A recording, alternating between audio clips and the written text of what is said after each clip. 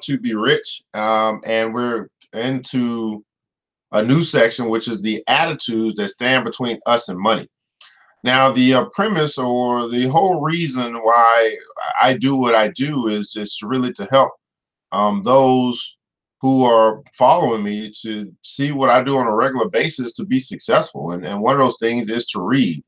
I understand that in order to change my life, I have to change the way that I think. And in order to change the way I think, I have to watch what I put into my membrane, or what I read, what I watch, what I listen to.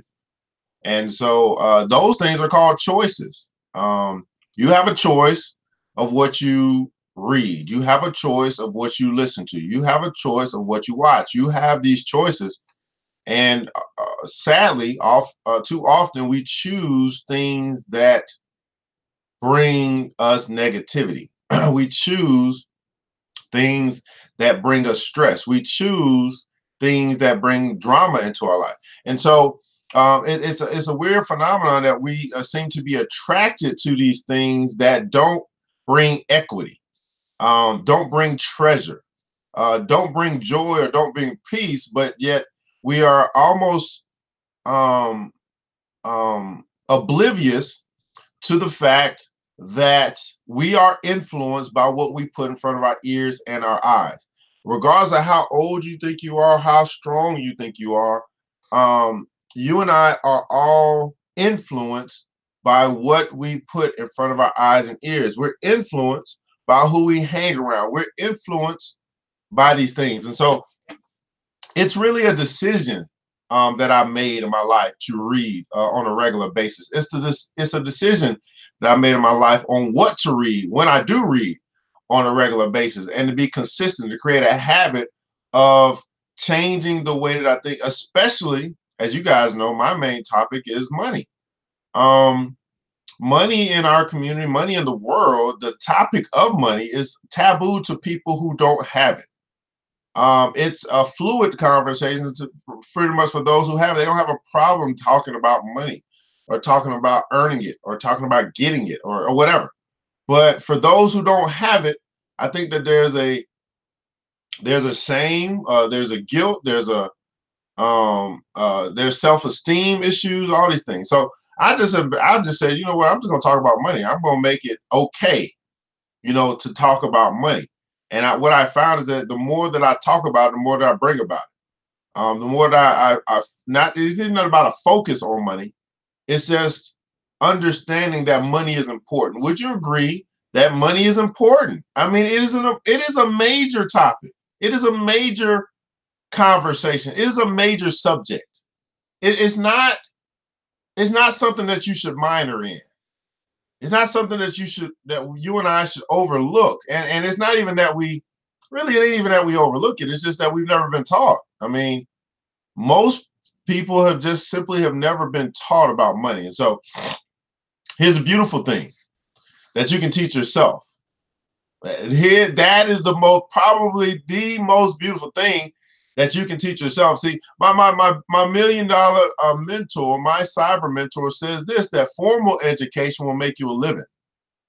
That's right, formal education will make you a living, but self-education, what you choose to teach yourself, self-education will make you a fortune. And so that begs the question: what are you teaching yourself? Not what are you waiting on someone else to teach you? What are you teaching yourself? See, as an entrepreneur, as someone who is in business for themselves, someone who runs a business of his own, I had to make decisions on what I was going to teach myself that I didn't know. What did I need to learn in order to make sure my business was successful, my business thrives? What do you need to learn in order to make sure that your household is successful, that your house survives? And so these are just, again, these are decisions that we make to decide what we are going to learn. Again, formal education will make you a living, but self-education will make you a fortune. What have you decided to learn for yourself that can lead you to your fortune? I'm telling you, ain't nobody else gonna lead you to your fortune but you. Formal education will make you a living, but self-education will make you a fortune. What have you decided to learn that will lead you to your fortune. Hey, this is the New Black Wall Street Book Club. I am your host, ERGJ, Certified Financial Educator. I told you I don't waste no more time, man. It's time to get into this thing this morning. We're going to be reading How to Be Rich. The attitudes that stand between us and money is the chapter. It's time to get this show on the road. You know what time it is. Mr. DJ, why don't you cue up the music for your boy? All the words from the pages change your world. They can change your heart. They can change your mind. They can change your life. Can change your world. Oh, Lord. All right, my beautiful people, man. Thanks so much for joining us here this morning, New Black Wall Street Book Club. I'm your host, ERGJ, your certified financial educator, CEO of ERGJ Enterprises, CEO of ERGJ Black Bazaar, CEO of ERGJ Black Bookstore, international best-selling author of the book, The Black Billionaires Club. You can see that right in the back. I don't know what my copy is, but you can pick that book up at theblackbillionairesclub.com, theblackbillionairesclub.com. It's a study of Black wealth.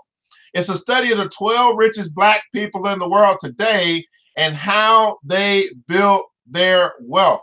And I just believe that if you want to be wealthy, because I've decided that I want to be wealthy, and not everybody has decided that. That's something that you have to decide for yourself. But if, conditional statement, you choose to, you choose not to, if you want to be wealthy, you should study wealthy people. I don't know about you, but I've just decided I'm not going to study poor dad. I'm going to study rich dad. Right? I'm going to learn from poor dad, learn what not to do. I'm going to study rich dad to learn what to do to get this money. Because it's not, for me, it's not about the money. It's about what the money can do. It's about what I can do with that money to make a difference in this world that I live in. That's what I want you to think about this morning. What kind of difference do you want to make with the money that may come into your hands? See, if you don't have an agenda, if you don't have a target, then money will come into your hands, and guess what? It's going to fly away, like they say, the outcast say. No, that's Goody Mob.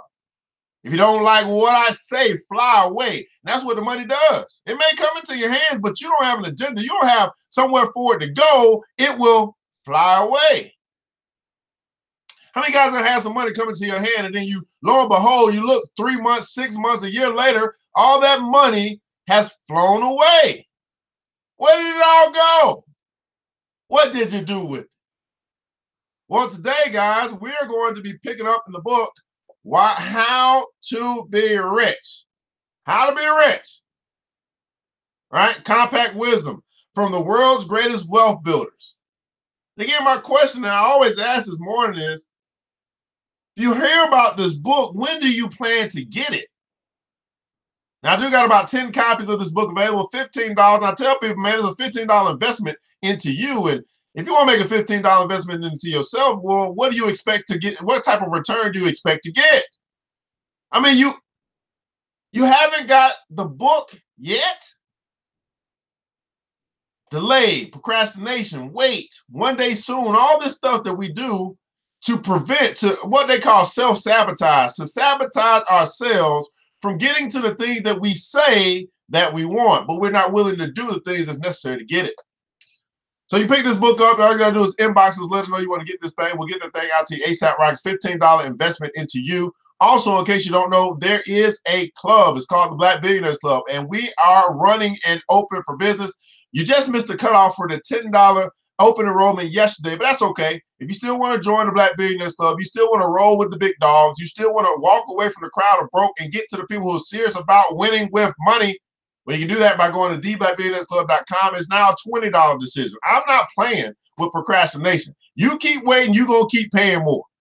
Okay, it's just that simple. It's a $20 decision for you to join people who are serious about winning with money. You keep talking about you want to be around like-minded people. Well, that's called an investment, to get around the right kind of people that can help you to level up. Anyway, let's get right to what we're going to talk about today, because I don't have a lot of time. You don't have a lot of time. We got to make best use of this time. Good morning to you, AA Ron over the Black Legacy. Thanks so much for joining. Good morning to you, YouTube Live. Thanks morning to you over at Instagram Live. Mr. Sip, the CEO, is up in the house. Thanks so much for joining here this morning. How to be rich. attitudes that stand between us and money. Now, yesterday we talked about drifting into negativity. We also talked about the procrastination, the things that people don't do that they should do that keep them from being where they want to be financially. It's a trap. We also talked about fear. Procrastination was the land of the poor. So we're going to pick up today. It's talking about fear and worry. So procrastination is an attitude that keeps us from money, right? Negativity is an attitude that keeps that stands between us and money. Now we're going to get into Ralph Waldo Trine. Fear and worry are the enemies of wealth. Everybody put in comments on the enemies of wealth. Fear and worry are the enemies of wealth. Aristotle says this. He says, you acquire a particular quality by constantly acting a particular way. You become just by performing just actions, temperate by performing temperate actions, brave by performing brave actions. You acquire a particular quality by constantly acting a particular way. Now, how are you acting? Now, what have you reaped by your actions? Great question to ask this morning. It's been said perhaps over and over again that we are all more or less creatures of habit. See, I have a habit of making money every day. I've been doing it for 82 days straight, making a sale every day. It is a habit. Matter of fact, it's turned into my hobby. Making money is my hobby. How about you? Making money every day for me has become a habit. And I love this streak because I'm showing people that you can turn your life around. You can create new habits the day you decide to start. So how did I do it? I had to start making a sale. Now I had to say, man, oh, that felt good. I'm going to do it again tomorrow. And I had to do it again tomorrow. I had to find a way, find at least one customer every day for the past 82 straight days. Now, if I can do it, you can do it, if you wanted to do it. But see, what I found is that many people, they usually lose stupid excuses. Oh, it's too hot outside. And you mean it's too hot outside to go get you some money? You want to stay in comfort. You think that, I don't know what you think, but my goodness, your life ain't gonna change if you don't change. See, I was just willing to do the things people are willing to do. I was willing to be out in the hot sun. I was willing to show people that I was trying to change my life. I was trying to get this money. And guess what? They rewarded me. Yeah, I don't care if somebody bought something from me simply out of the fact that I was trying hard. That's okay with me. I got that money. And I got it for 82 days straight. Habit. Everybody put a console habit. Undoubtedly, there is much truth in the statement. Both habit forming and habit breaking have their origins in purely mental processes. So the question naturally arises, isn't it better to be masters rather than creatures of habit? Isn't it better to be a master of habit? Especially, moreover, is the question when we realize that in every case, to be master is by far more profitable as well as more satisfactory. It rests upon each one to decide whether he or she will become a master or a creature of circumstances. It depends upon the direction in which we set our faces and how persistently we then follow the road upon which we set foot. Facing the right direction is the main thing. If then we have backbone and stamina and a fair degree of good cheer, which, if pursued persistently, will lead to be a merry heart all along the way, there can be but one outcome. The key to every man, said Emerson, is his thought. Sturdy and defiant though he look, he has a helm which he obeys, which is the idea after which all his facts are classified. Whichever way we look, we will find that thought is at the bottom of all progress and retrogression. Of all that is desirable or undesirable in human life, it all begins with how we think. Thought is at the bottom of all progress. So valuable are your thoughts. That the good book says, guard your heart and your mind. The good book says that it also says, as a man thinketh, so is he. So valuable are our thoughts. Thoughts is at the bottom of all progress. Is at the bottom of all regress. So when you see, it's so valuable. Good morning to you, by the way, Miss Mary. Mary, why you bugging? Good morning to you, by the way, Instagram Live. When you look at your life, when you look at your progress, when you just take a time to evaluate where you are, really what you need to evaluate is how you're thinking. I want to talk. It's one thing to talk about progress. It's another thing to talk about regress. When you were regressing. Now, here's what it looks like. Because I over the past couple months, I've been noticing some things. And this is called regression. And I've seen at least 3 instances. I'm like, dang, things are changing for this individual. And they're going into regression. They're going back to their old ways. Anybody ever seen somebody that you start to see them rise, but then you start to see this moment in time that they start to go back into their old ways? It's a good old saying from The Sopranos, says, every time I try to get out, they pull me back in. Well, I want to tell you this morning that the they who keeps pulling you back in are your thoughts. It's not them. We're trying to blame other people for pulling us back into our old way of being, our old way of thinking. No, it's not them. You haven't let go of the old you yet. And so I want to tell you today that as you may see these things in other people, or you evaluate your life, you have regressed. It's about your thoughts. It's called, and we talked about it a couple of days or yesterday. It's called drifting. Everybody put comments on drifting. It's called drifting. What normally happens is that we lose sight, or we lose focus on the big picture. We lose focus on where we ultimately were trying to go. And then we get caught up, not paying attention to the future anymore, only living in the present. And then our present brings us back these old habits that we've been trying to break. Every time I try to get out, it pulls me back in. Habits are hard to break. But here's the wonderful thing. You don't really have to break habits. I think we need to stop thinking about breaking a habit. I think the only thing you really need to think about is forming a new habit. See, stop trying to break something and then focus on creating something. And as you are creating something, ultimately you are breaking something. I know that's hard to comprehend. Let me say that again for the people in the back. Stop focusing on breaking something. If you focus on creating something, creating a new habit, whatever the habit is that you know you have, that's keeping you back, that's holding you back, that's pulling you back in, that's causing you to regress whenever you take progress. In other words, I take 2 steps forward, I get 3 steps back. It seems like I can never get ahead. That's because of your habits. And there's some habit that's within you. There's some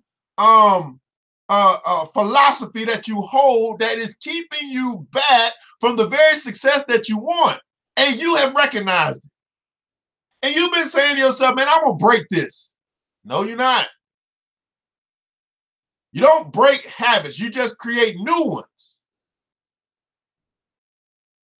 So I want you to think about right now that habit that's been pestering you. That habit that you know that you have, that attitude that you know that you got.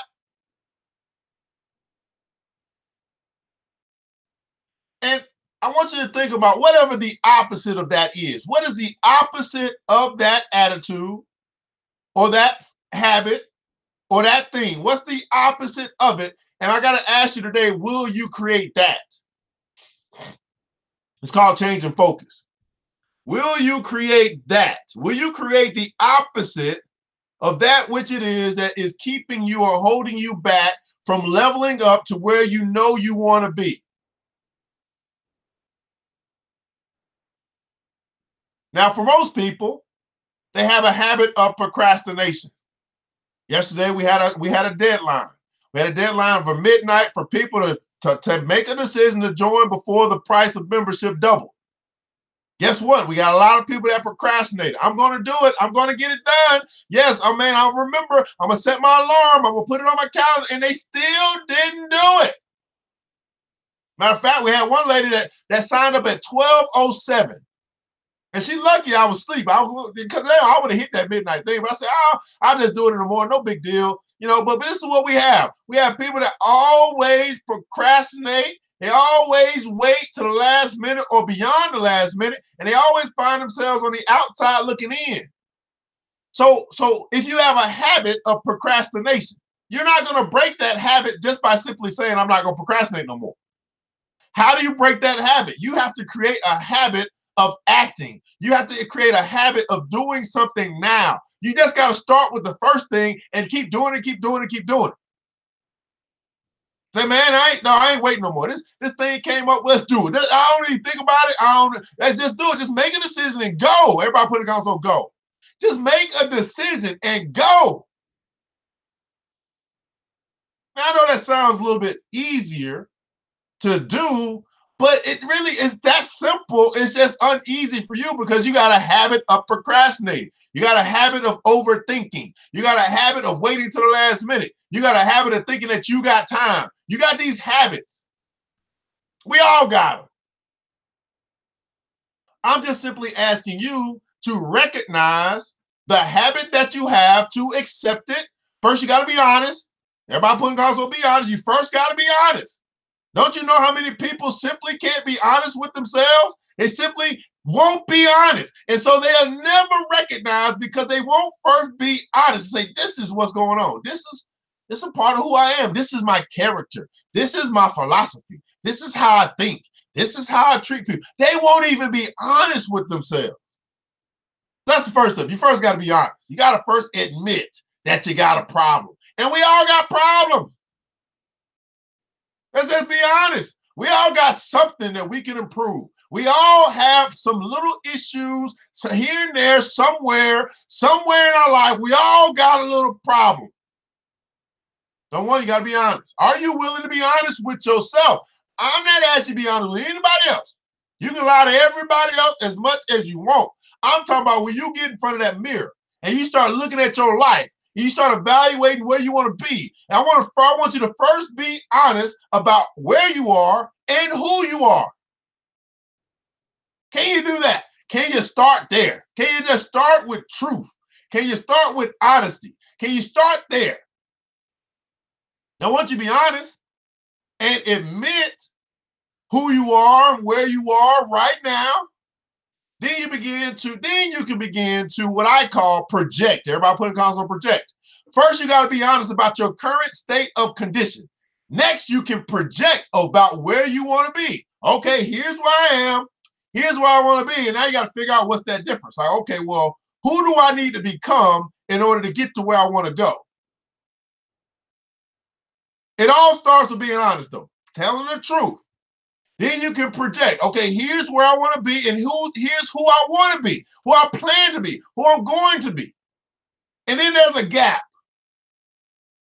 That gap between where you are or who you are, and where you want to be and who you want to be. That gap, that's where the work is. That's where the work goes. That's where the work happens.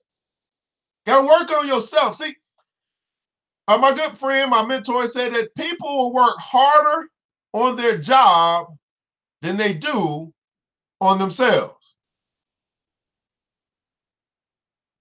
Just imagine if you gave as much attention to detail, if you gave as much energy, effort as you did on the job as you would do on yourself, how much further? What kind of person would you be now if you simply worked harder on yourself than you did on your job? How much more money would you command in the marketplace if you simply worked harder on yourself than you do on the job?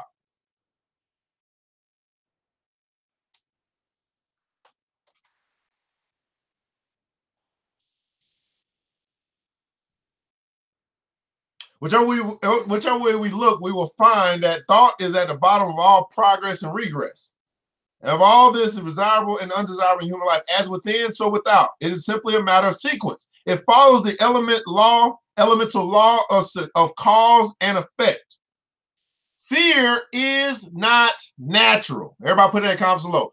Fear is not natural. Oh, this is going to be good. Fear is not natural.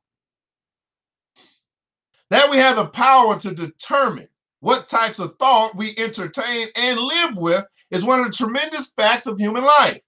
It is the great determining factor. It was that able writer who dealt with the mind's processes in their relation to life, James Allen, who said, "A man can only rise, conquer, and achieve by lifting up his thoughts. He can only remain weak and abject and miserable by refusing to live up to his thoughts. Action is the blossom of thought, and joy and suffering are its fruits. Thus does a man garner in the sweet and bitter fruitage of his own husbandry." There are certain types of thoughts and emotions that may be called the natural, the normal, the God intended, since there follows in their train only good. Among these are hope and faith, courage, good cheer, love, sympathy, forgiveness, joy, and peace. Those are the fruits of the spirit, right? They are positive and uplifting and bodybuilding. They seem to act upon the life forces within so as to stimulate or even to restore and to maintain harmony. They stimulate the circulation and the process of nutrition. They make both for mental and bodily health and strength and vigor. Again, there are types of thoughts and emotions that seem to be perversions, the unnatural, the abnormal. Among these are fear, worry, long continued grief, anger, hatred, avarice. All these might be termed either negative or low types of thoughts and emotions. They produce disturbance and generate weakness in both mind and body. They lead to regression rather than to growth. Some of them work through a slow, corroding, pulling down process, while others are more quick acting in their poisoning, destructive influences. Fear is not natural. Commanding figures do not fear. Commanding figures do not fear. There are probably no influences that cause greater loss and produce more havoc in the individual life than the two closely allied habits of fear and worry. It is difficult to deal with them apart, so nearly related are they. First, in regard to fear, we find it everywhere. Fear that what is ours today may not be ours tomorrow. Fear for the loss of position or possession or possession or friends. Fear of accident, fear of disease, fear of death, or if not ourselves, fear that something will befall this one or that one near or dear to us. We fear while inside that something may happen, though we do not know what. When out on God's broad highway, we fear that the boogeyman, in whatever form he may take in any particular life, will stalk across our path. We must take ourselves out of the class of the afraid, the abnormal. This is what he just said. We must take ourselves. Remove yourself. Everybody putting on, so remove myself. You must remove yourself from the class of the afraid, the abnormal. The commanding figures in life do not fear. The others who are giving time to fear are allowing the neutralizing and even paralyzing power of this perverted mental force to work its havoc in their lives. They are giving time then to seeing the ideal they would actualize or attain to, and are then sitting into activity strong. Definite types of thought forces that are hourly and even instantly working for them along the negative lines they are going. Fear, a sort of public drunkenness. Fear and worry steal the effectiveness from human endeavor and happiness. To reach the point where we in time become free from them is, after all, a matter of self-control. Others lack this control in other things, and they pay their heavy tolls. Drunkards lack this self-control when it comes to a too frequent companionship with the bottle. They pay the price. And many times they would give the world to get from under the grip of the habit. Society then casts a stigma upon them. And they pay the price doublefold. The time, I believe, is coming when he or she who lacks self-control, he or she who lacks self-control, when it comes to the senseless and useless, worse than useless, habits of fear and worry will have to bear the same stigma that others who lack self-control along other lines are compelled to bear today. It's so natural for me to worry, says one. And I can't help it. The first part of the statement may be true in many cases. Nonsense should be the reply always to the latter part of it. If you think you can't help it, and if you persist in this thought, the chances are that you can't, and there's perhaps then no hope for you. But take the other thought. Take the thought that you can help it. Everybody put in the console, I can. Taking to the thought that you can help it. I can help it.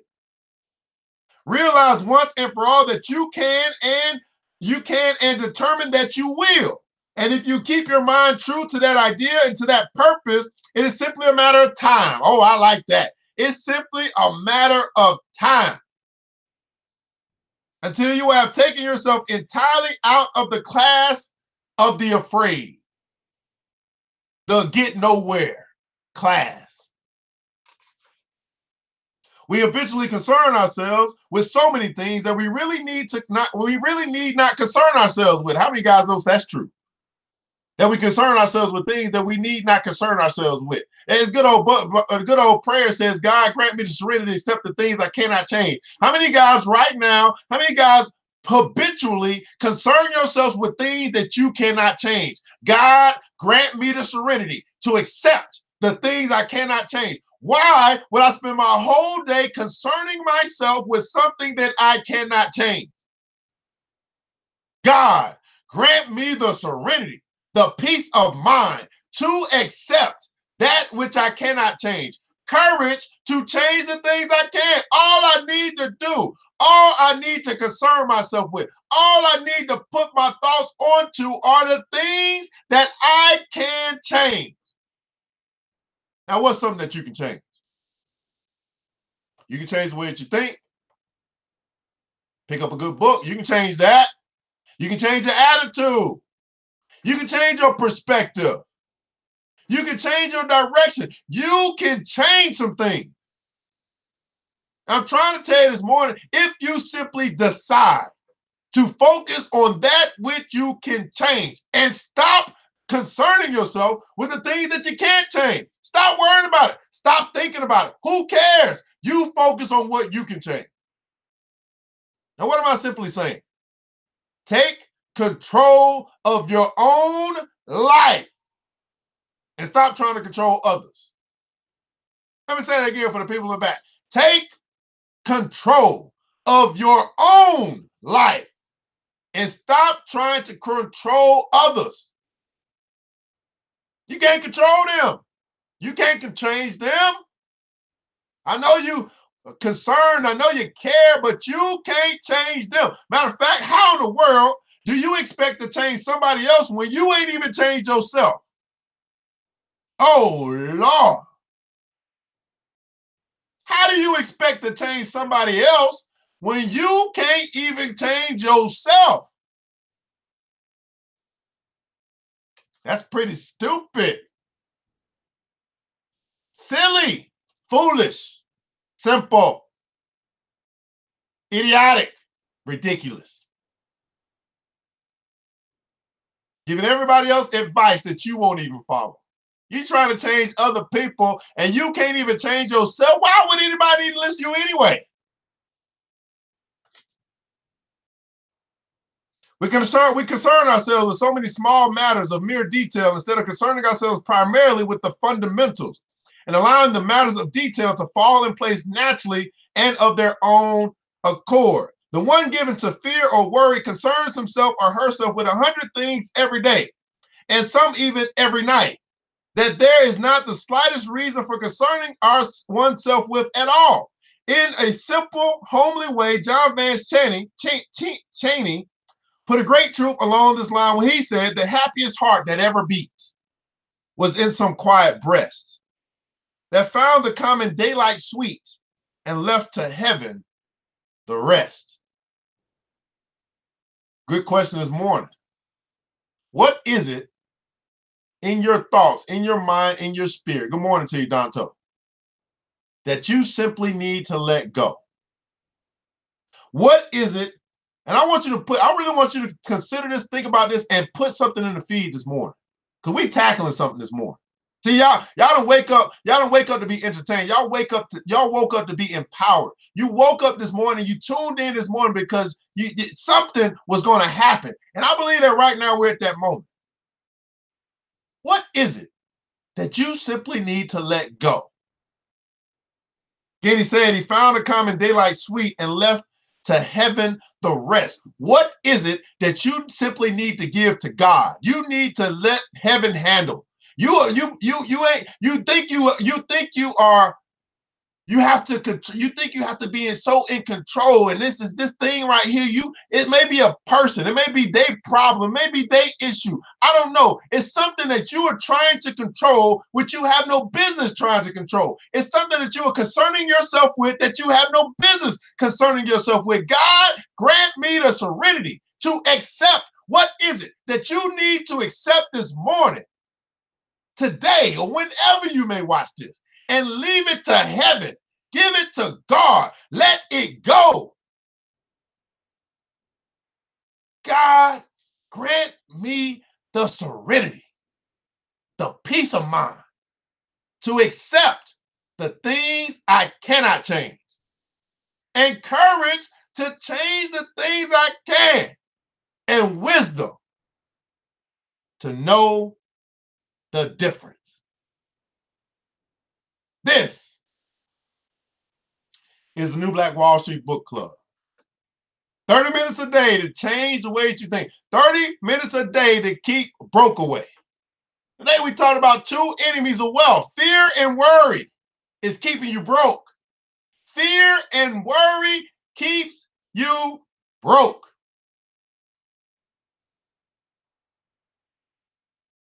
What is it that you need to let go and let God today? My billionaire mentor, he says this, that price is what you pay, but value is what you get. Right now, I want to think about the price you paid to be here, to join us here today on the New Black Wall Street Book Club. I don't care if it's been 30 minutes or 3 minutes. Your time is so valuable. You can't get it back. It didn't cost you a penny, but it cost you some time. As you think about the cost, the price that you paid, the time that you spent, now I want to think about the value that you received. That's simply saying that, was it worth your time and why? In the comments below, I'd like for you to share with us, what value did you receive today? What did you learn? How did you level up in your thinking? How did this help start your day off the right way? Thinking straight, getting your mind back. How did this help you today? Now, I know that I talk faster than you type, so as you guys are typing, just want to remind you that you have an opportunity to join us, the Black Billionaires Club. You have an opportunity to do that. We just had a cutoff yesterday of the $10 a month. Some people took advantage of it. Some people didn't. That's okay. It's now $20 decision. You can still join us for $20 a month, and it's still extreme value. Just check out the YouTube video if you want to find out all the benefits that we have now. We got more coming. You go to theblackbillionairesclub.com, theblackbillionairesclub.com. You can pick up the book, The Black Billionaires Club, A Study of Black Wealth. You can join the club, making a $20 decision. It's up to you. Or here's what you can do.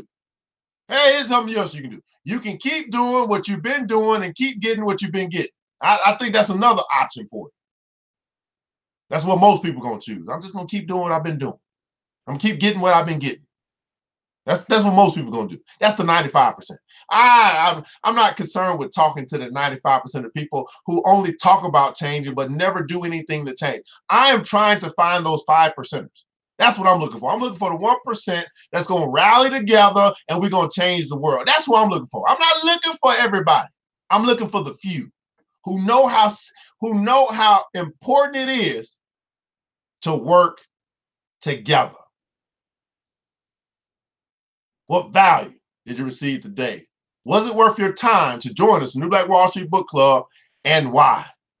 Well, guys, I want to say thanks so much for tuning in this morning, and I want you to remember this, that it takes a village, and it starts with us.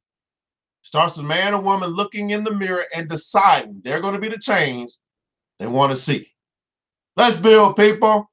Let's build these bank accounts. Let's build these businesses. Let's build these ideas. Let's build our community, but most important, let's build one another. Black men matter. Black women matter.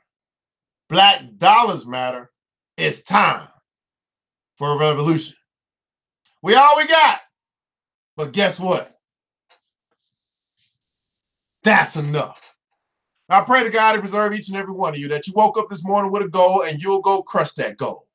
I pray that you will be preserved to meet us tomorrow right here at 7 a.m. Eastern Standard Time for New Black Wall Street Book Club. Until that time, you know what time it is. DJ, hit the music.